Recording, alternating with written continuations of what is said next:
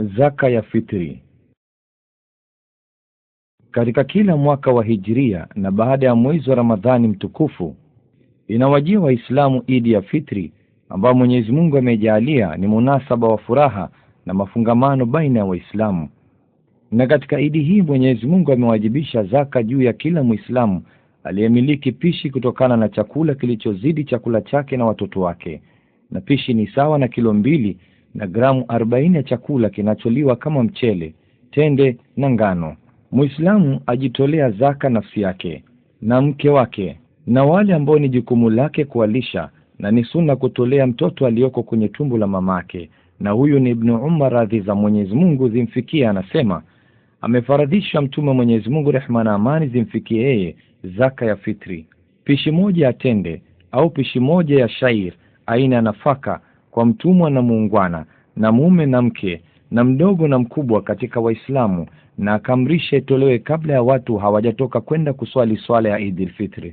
Na wakati bora wa kutoa zaka ya fitri ni siku ya Idi baada ya kutokeza kwa alfajiri na kabla ya swala ya Idi, na yaruhusiwa kutanguliza kuitoa kwa siku 1 au siku 2 kabla ya siku ya Idi kwa utekelezaji wa maswahaba, wala haifai kuichelewesha hadi baada ya swala ya Idi, kwa hadithi ya Ibn Abbas, atakayeitoa kabla ya swala basi ni zaka inayokubaliwa, na atakayeitoa baada ya swala basi ni sadaka miongoni mwa sadaka.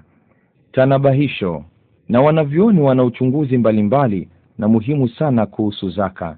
Ya kwanza, asili ya zaka ni kutoa kitu asili kama vile chakula katika kilichowajibika kutolewa, lakini yaruhusiwa ikiwa kuna haja au maslahi yanayokubalika kutoa kima cha pesa.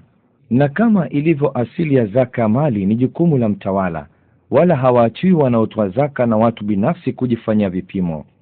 Basi utawala ukizembea katika jukumu hili, itakuwa jukumu ni kwa mtu mwenyewe binafsi kuangalia utekelezaji wake wa zaka.